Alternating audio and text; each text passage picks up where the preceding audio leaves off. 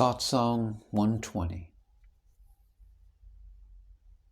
The fulfillment of fulfillment. 20th November, 1935. We have attained that which is not easily understood with the help of the Vedas and the spiritual sciences, the Shastras. Many in the past have undertaken very difficult spiritual practices, but still nobody honored them as sages because they did not have the knowledge of Brahman.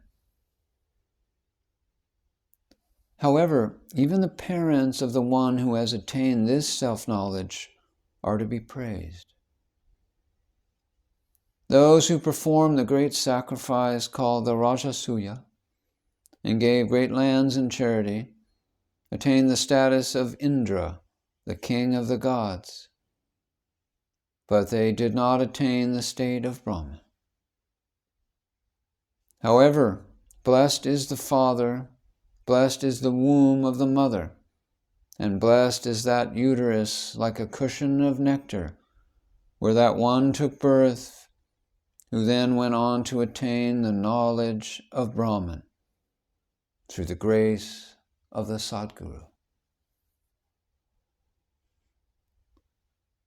One may be very educated and become a barrister, but that is only to fulfill the belly. What else? Even dogs fill their belly without doing service anywhere. They simply roam about in their own dignity. In a nutshell, all the 14 sciences and 64 arts should be considered as dirt. Blessed is the one who has attained Brahman. All others are like rats that have wasted their lives by only filling their bellies. While going through innumerable births as dogs and cats and such, we have arrived in the human life by chance that has only been possible after millions of years. Lord Krishna and Arjuna are embodied in the one being. When the divine vision was opened, only then was this vastness recognized. Behold my existence, which has innumerable eyes, infinite arms, and infinite faces. So says Krishna. I have now understood the nature of Brahman, which means that I am alone in everything. The vision of the Supreme Intellect does not mean seen with the physical eyes. Seen only one in everything is the vision of the Supreme Intellect. Before, I was seeing many gods and many religions, many castes, but with this vision, I came to know that everything is one single being. Such vision of understanding is called the vision of the Supreme Intellect, the third eye, or the vision of fire. But it is not a normal fire. The eye that sees with knowledge, the inner eye, is the divine vision that is the direct perception of the self. You are Allah, and whatever is seen or felt is only yourself. You are all. A man once asked Saint Kabir, "How do the animals attain freedom?" He said, "You see, it is the hide of the animal that makes the sound in the shoe while one walks, and that gives out the sound of the beat of the drum. If the gut is prepared and used in a stringed instrument, it becomes capable of giving out a musical note. It makes the sound tuhi, tuhi. And this means, O God, you are real. The jiva is not real." When a man comes into contact with the saint, he also starts saying, Tuhi, Tuhi. This is the knowledge that Krishna gave to Arjuna.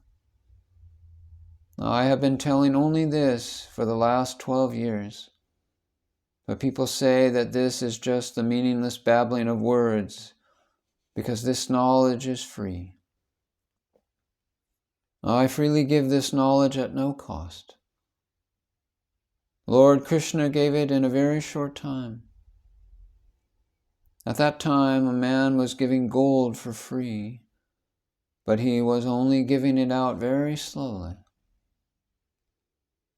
One man said to him, Please give it quickly. And he said, All right, but it will cost 20 rupees per ounce. That was the price of gold in those days. Then the other man said, All right, you can give it at your leisure. I will wait. That is called patience. There is a story about patience regarding a disciple who served his guru for 24 years.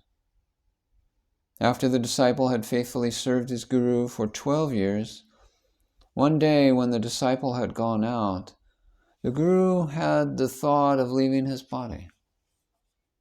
Before leaving his body, he wrote a mantra intended for his disciple on a sheet of paper and kept it by his side.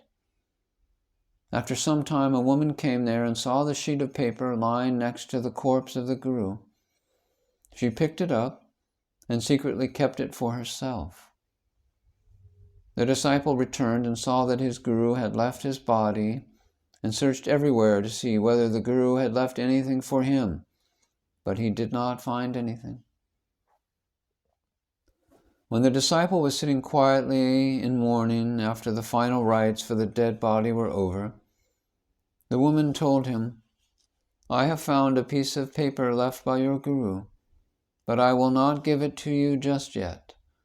I will give it to you if you will work hard at my house for 12 years. He readily agreed and did the work of a shepherd at her house for 12 years. He did the service because the sheet of paper that was written on by his guru was in her possession. One day while hunting, a king entered the same forest where this man was herding the sheep, and by some chance it happened that the king met him. The disciple then told his whole story to the king. The king gave out a call to the woman who brought the paper and gave it to the disciple. That paper contained on it only one sentence, which was, Tat Tvam Asi. You are that. As soon as the disciple meditated on this sentence, he immediately realized Brahman. Blessed is the devotee who receives this knowledge. You are receiving this teaching at your home, but you are too lazy to listen to it. This science of Brahman was taught by Lord Krishna to Arjuna, by Shiva to Parvati, and it has come to us by great succession from ancient days, and is eternally sacred. It is very difficult to get this knowledge. The one who gets this knowledge goes back to the place of his origin for eternal peace. The Sadguru has now given you the passport. He has given you the permit and said to you, you may go anywhere you wish. You are free, totally free. This is the inner vision given by the Guru. When all is seen as knowledge, there is no division of any kind, nor is there any sin nor merit. By our own saliva, our mouth does not become contaminated, and our tongue is not called a contaminated tongue, because the mouth that the saliva is from is our own. We feel that whatever is ours is good and pure. In a similar way, this entire universe is ours, and therefore there is no sin or merit, or heaven or hell in it. It is all only Brahman.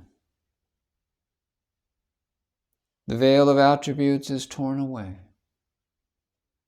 The one who discerns this has no fear of any blemish. The 5 elements were haunting like ghosts and were not leaving throughout innumerable lives, but the Sadguru has freed us from them by making them our servants. The 5 elements have become gods. The influence of the 5 elements was like that of ghosts, but has gone. The spiritual practice has borne fruit, and there is now the fulfillment of fulfillment.